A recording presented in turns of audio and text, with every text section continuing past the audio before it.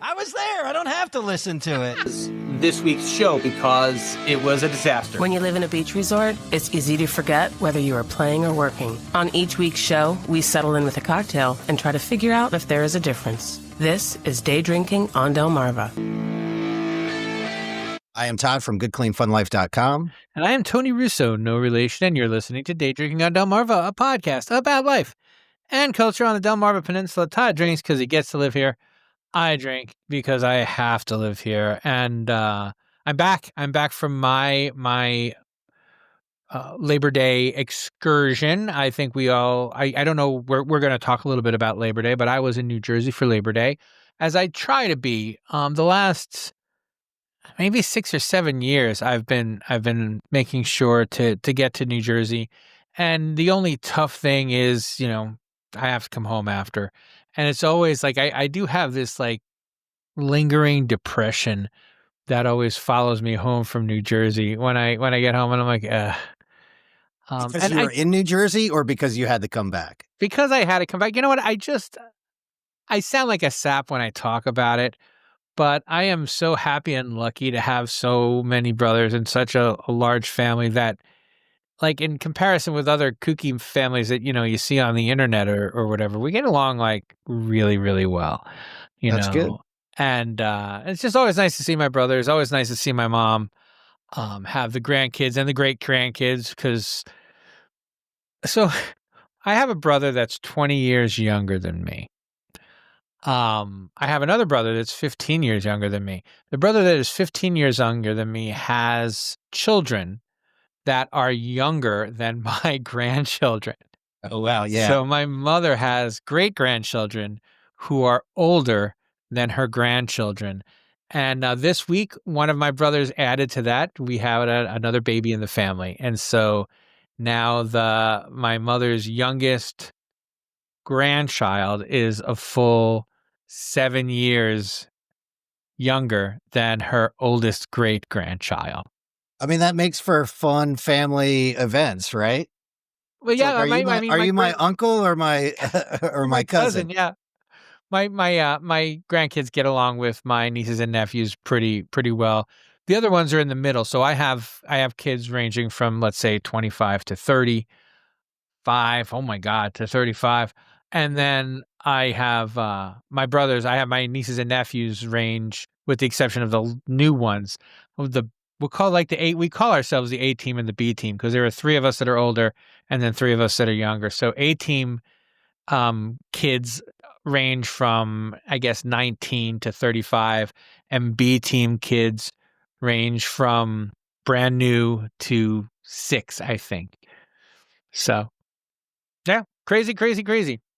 But we did have a good time. One of the great things that I did at my mother's house, which isn't something that's exclusive to New Jersey, obviously, but is she has kind of cultivated this resort feel in her backyard, and I just sat by the pool and read and smoked cigars for 2 days in a row.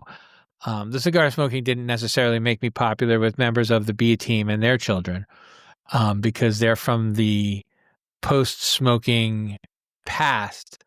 And it's so interesting. I've been watching Columbo, and that man went everywhere with a cigar in the 1970s. Like he didn't light one in a recent episode. He realized he was in an elevator and that he wasn't supposed to light his cigar in an elevator.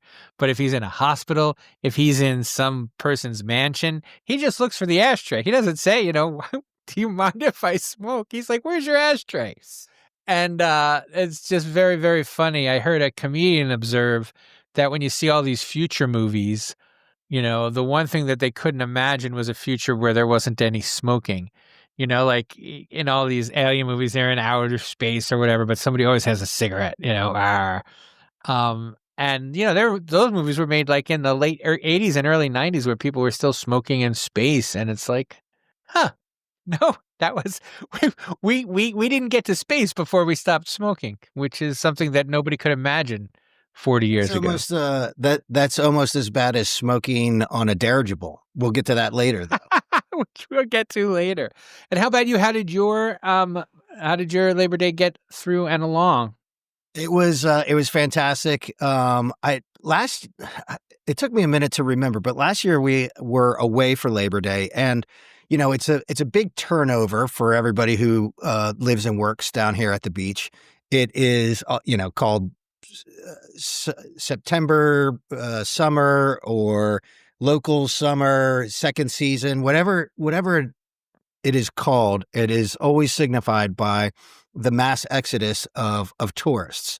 And, there's always this fun thing. I know we've talked about it on the show. Shotty's has a great sign, the whole welcome to Ocean City, now go home kind of sentiment. There's actually this young kid who started this little brand out of Delaware, and it's called Delaware Beaches Suck. And it's what the counterculture kind of we love that people come to the beach, but we love that they all have to go, it seems, by September 1st.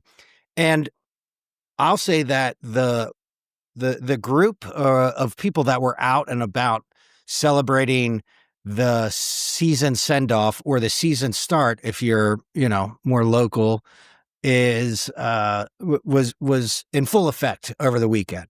We had a couple shoots at Freeman, we had a couple shoots at the Starboard, and people were out in full effect. And if I can interrupt you, on my way out of town Thursday night, there was serious traffic to get to Route 404 up in Bridgeville. And I was just stunned. Yeah. I was absolutely stunned I'm like, wow, this is going to be a very, very, very busy weekend. And sure enough, on the way home, I left late-ish on Sunday, and there was still plenty of traffic for people going north on my way down Route 1.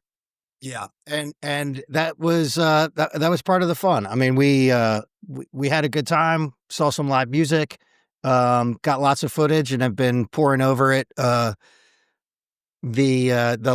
last couple of days. I'm sorry, I have to interrupt you. Can I ask? Can you tell me who played at the Freeman stage? What you saw at the Freeman stage? On Sunday night there was this. It was a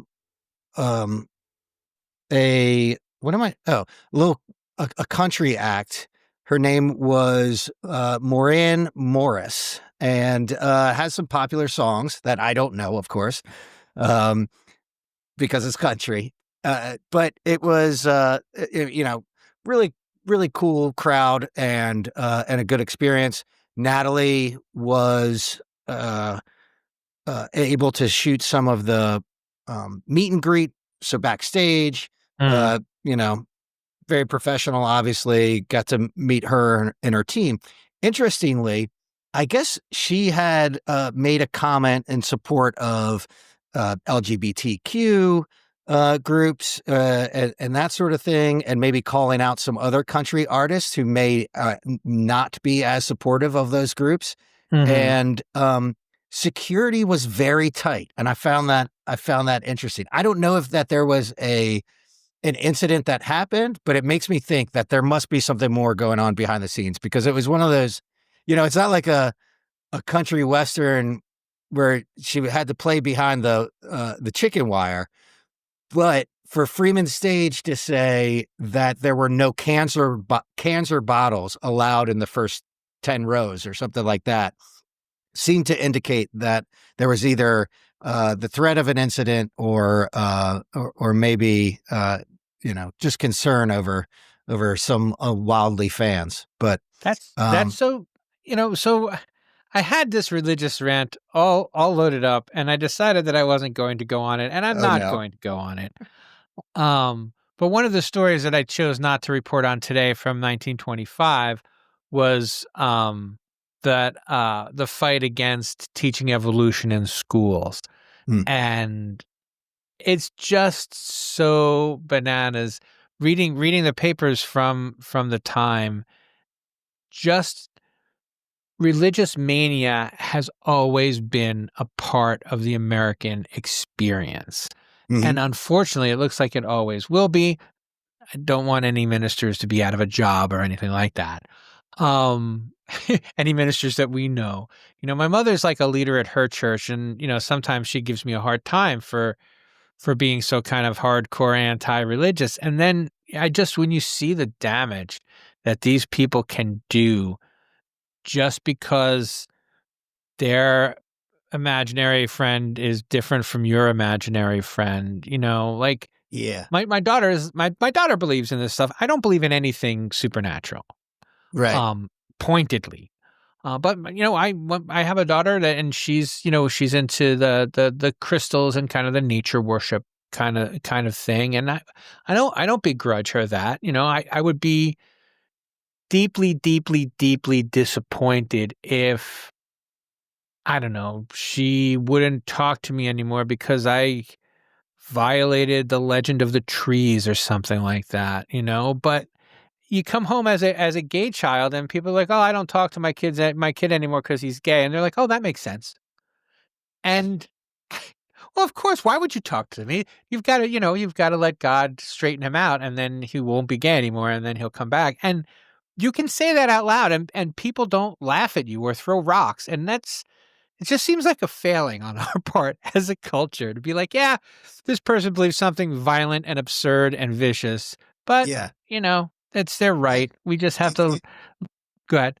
It's just crazy to me because I think there's a trend on socials to be like, what radicalized you? And my father was a Methodist minister, I mentioned before, and what radicalized me as a all-inclusive lover of all human beings is Sunday school.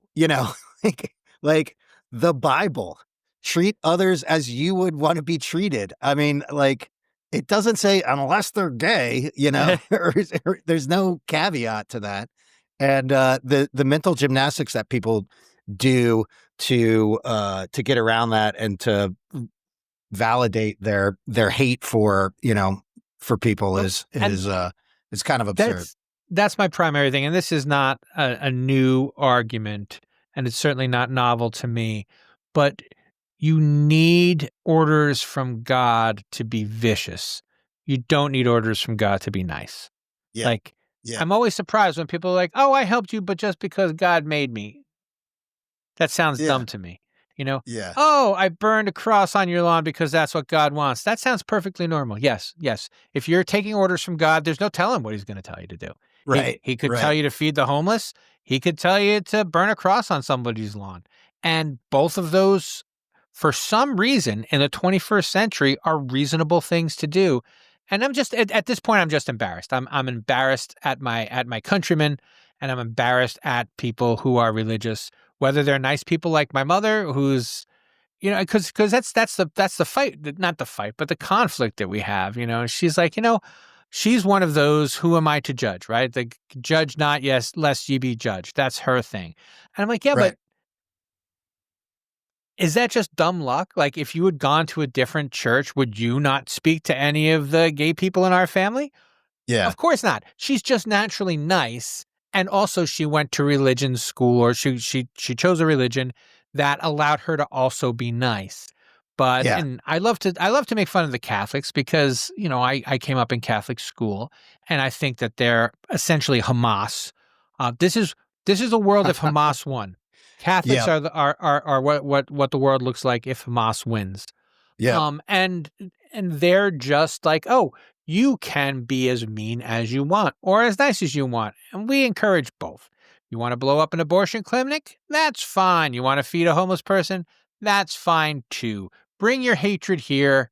We'll deal with it somehow. We will. All hatred. That's what it should say. It said, welcome to Catholic Church. All hatred justified. And I didn't rant. That was just still in my head from earlier, just from the flat earthers. That's one of your most tame rants, if ever. And then let's get back to labor. I'm sorry.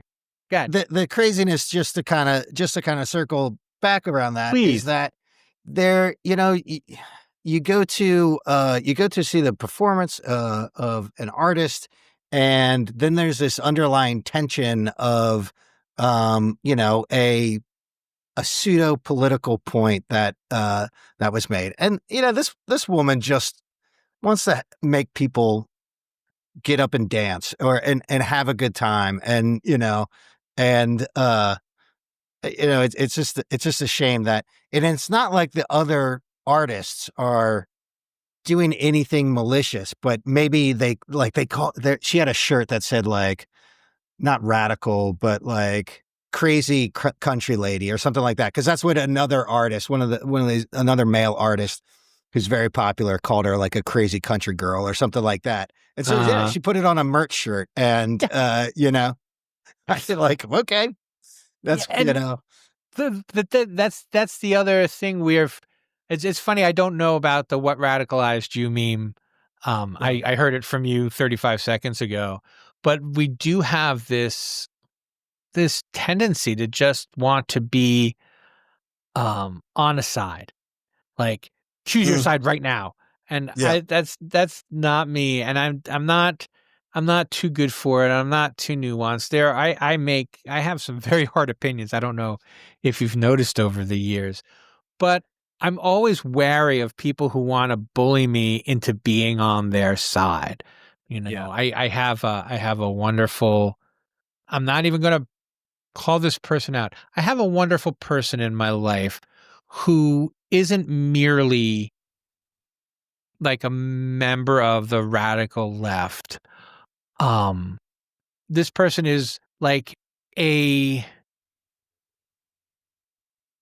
they're no different. Like at some point, if you're just going to toe the party line and shout what you're told and be angry about what you're told to be angry about, it doesn't matter what side you're on. You're not doing the driving, and once you decide that you're not doing the driving, then you don't have anything interesting to say. I got in a big fight a couple of years ago by saying Rachel Maddow is a pain in the ass, asshole, idiot, or whatever I said, and people are like, well, she's smart. It doesn't matter. Like, she's a polemicist. She doesn't want to be right. She wants to shout louder. Yeah. And that's her privilege. I don't respect that.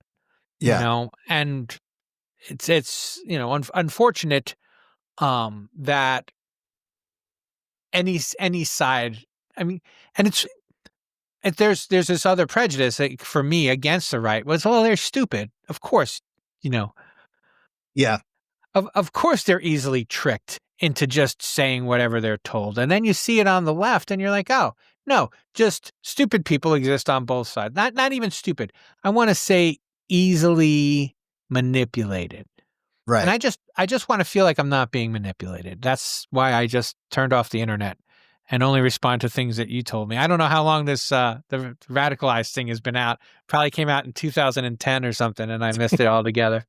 You missed it altogether. I saw something great the other day about, you always, and as a comedian, I'm just lifting what he said, the argument of immigration. And of course, it's very sensitive in my world because of the bars and restaurants that we work at. And, there's like whatever the statistic is, but like the majority of people picking and cooking the food that you eat or buy at the grocery store are immigrants of some varying legal status. That is just a fact, right?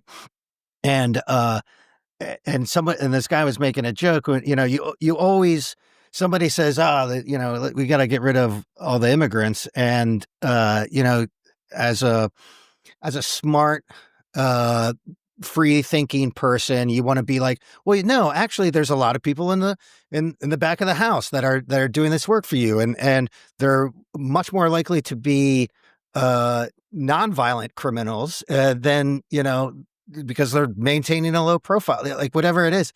And it's like, you come with these arguments like that and it does no good. And so this comedian is like, my new argument is quit being such a pussy. You don't like immigrants? Don't be a pussy. You think they're taking your job? Don't let them take your job. Don't be a pussy. And I think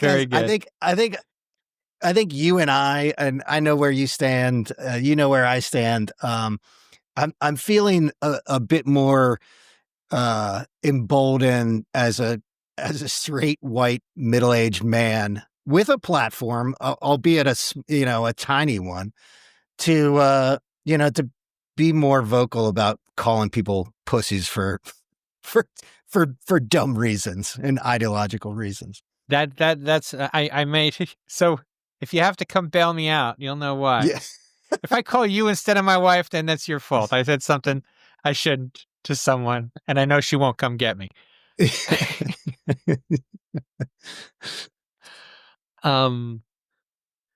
Labor Day. We didn't finish. We didn't finish how busy it was at the beach on Labor Day. So what were your Starboard assignments like? And your we talked about yeah. So there were a lot of racists running around as a Starboard this weekend, or can you say something about the Starboard without my head exploding? A lot of young people. Maybe hope for the future. A lot of it was a good time. It was, headed into the season. Or headed into the second season or local summer, whatever that you want to call it. I'm actually feeling pretty grateful. I started the summer off in sort of a more down place and about the state of the world, and I'm able to look around and see the stuff that we do, see the opportunities that we have, and feeling pretty happy with where we are in the stage of life. We were actually playing. I used to always like to play, the what if game. Like, what if this happened or that happened, and we took it in a little different direction. Natalie and I did the other evening, sitting out by a fire on the front porch, and I got offered a job years and years ago when I was at Freeman to come out of the construction field and start working as a mortgage broker. Right. Like, what if I had taken that job? And I interviewed for another position with Shell Brothers, who I know lots of people over there, and they're developing a lot. They're very, very present in Sussex County. Similar to Freeman, and actually doing work with Freeman and some developments. But if I had gotten that job, like what would be different? And we're shooting landscaping and fire pits of people in the Rehoboth Country Club that are like execs in development companies and Right. that sort of thing. It's like, if I had taken that job 20 years ago, like, where would I be? And it could be great, but it also could have been terrible. And when I look at the go ahead. I was going to say it has to do with what happened in 2008, whatever you were doing in 2007. Yeah. Yes, you're right. And I would have, yeah. And it's just I'm feeling more content about what we do. And we talked last week about when you started doing creative stuff, you weren't thinking about the algorithm and that sort of Right. thing. And I've been able to separate myself a little bit from that, and I think less about the algorithm, and I think more about just putting cool things together that, just like I did in high school with a VCR and a little camcorder. So that's the attitude. I don't think we said it before or on the show, but before the show, we were talking about how I like this time of year to be the reset of the year.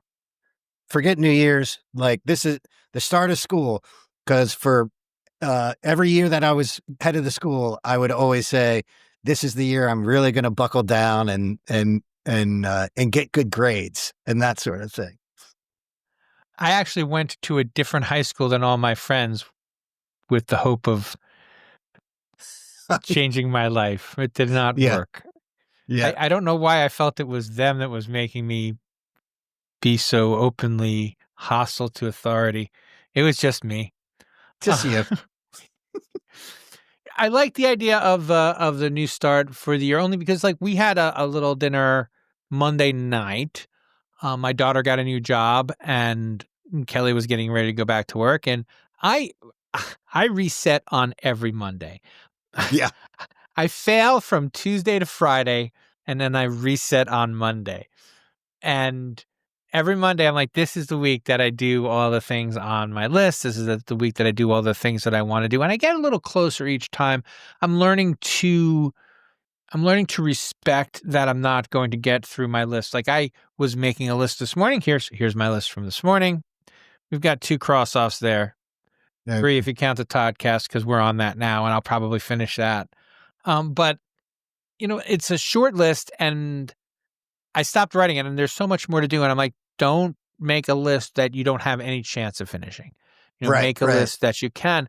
And I was speaking with someone, and they asked me how I managed things, and I said, well, I have, like, a really, really complex system, but if I get an alarm about it, I do it when the alarm comes out. If it's on my calendar, I do it that day. If it's on my list, I do it when the next thing on the list was done. And so this is one of my Monday restarts. I do it every Monday. Sometimes I do it all the way to Thursday. I've done it for like 3 weeks before.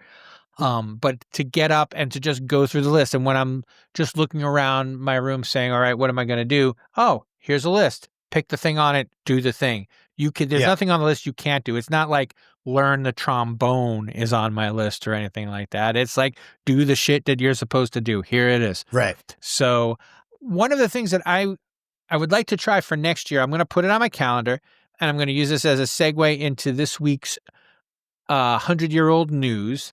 Okay. Is that going through the Salisbury Daily Times for the week of September 1st, 1925, every day had an ad for Monday is Fall Hat Day. One of the prominent ads kept saying, "Look at your hat. Everyone else does." And I like that. And I decided that if I remember, I'm going to start making Labor Day Fall Hat Day. I have a fall hat, but I'm going to start buying a hat for Labor Day, and that's going to be like my thing. Like I'm going to encourage everybody, like start the fall off with a new hat and a new attitude. And I was supposed to buy a new wardrobe, which I didn't do either. So this is a good reminder of that. But the idea of all the stores being open on Labor Day for people to buy their new fall hats it just appeals to me in a very kind of make America great again kind of way. Just like let's go saunter downtown where we won't have to deal with black people and buy us some hats. Buy us a hat. So that's the hardest thing for me is going through these 100-year-old papers. It is brutal to see the racial language, the use of racial language, or the lack of racial sensitivity. Just like if you committed a crime, we've talked about this before. If you committed a crime and you were a black person, they use the word Negro 30 times in the story. If you committed a crime and you were a white person, they did not mention that fact. Except there was one, I didn't cut it out because I didn't want to actually get into this rant. I just backed myself into it. The one was, it was 2 men, both white, got in a fight on Lake Street over a woman. And I'm like, well, I guess it was either Lake Street or Mill Street, but it's an area of town that today is predominantly black and probably at the time was predominantly black. I talked about I decided not to talk about this liquor runner who was living down there. So I was wondering if it was related to the liquor runner. And then I had this fantasy where I would be in charge of history. And every year we would just read the newspaper from that day 100 years ago. And like, this is what people were thinking about this time. No scholars to put the pieces together. Just these are the facts of life from this day 100 years ago. Because I pulled out the 1970. I got bored of looking for good stories for the first week of September. I didn't really find many, although I'll share some. But I got bored and I tried 1970 because that's the year I was born. And again, it's just nothing, just lots of national news, lots of Nixon, lots of Johnson. Yeah. Who needs it? Lots of the Mets getting ready to blow it for the fall season. It's like Mets nearing first place. I'm like, no, it's September. It's 1970. They're not going to make it, guys. Yeah. There's no need to keep reading about the Mets this year if this year is 1970. But I do want to tell you a couple of stories from 1925. And I am going to, if you're a listener, I'm going to invite you to join us to take a look at this on the web, on the Substack video, or even on our YouTube page. I don't know where it is, but this says it gets uploaded to YouTube as well. But I'm going to try to share this screen with Todd, and then of course with the viewers, so that they can see this particular headline because I love it. Screen. Select a window. Select a tab to share. There it is. Share. Okay, so. Oh, very nice. Early in September or late in August in 1925, a dirigible blimp Zeppelin called the Saratoga crashed and it was an awful thing. It was in the news for all week. And this is one of these follow-up stories. And the headline is Disastrous Failures in Man's Attempt to Navigate the Sky. And the first paragraph says several dirigibles being used or experimented with by various powers with a view to airship development in the post-World War period have met with disaster. So you got to remember it's 1925. The World War ended in 1919. And so now this is people getting ready for World War II and developing, better bombers. And there's a list of about 1, 2, 3, 4, 5, 6, 7, 8, 9, 10 recent disasters, not mentioning the one that is on page 1 of this newspaper. But that's not why I wanted to talk to you about it. If you scroll down a little bit further, the story directly underneath that story is von Hindenburg, unused to pomp of diplomatic life, longs for simple country cottage again. And it is a little feature about Paul von Hindenburg, who was the that's amazing. Yeah, the president of Germany after World War I, and also in his honor they named an airship that was the last airship to really fly before people refused to get on them anymore. And one of the things that I feel like is very interesting about this, I'm sorry, I went back to my regular screen, guys.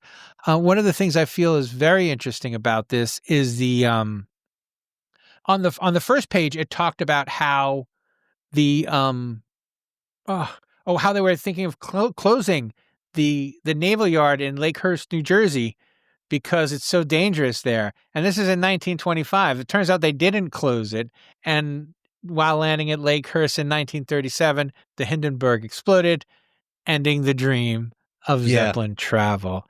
So that I thought that was a fun story worth sharing. There were a couple other ones. I will put them up in the show notes maybe if I get to it. Otherwise, I'll talk about it some other time because we are out of time anyway. I got nothing else. How about you? I got nothing. All right. Well, until next time, remember, at the beach, it's happy hour whenever you say it is.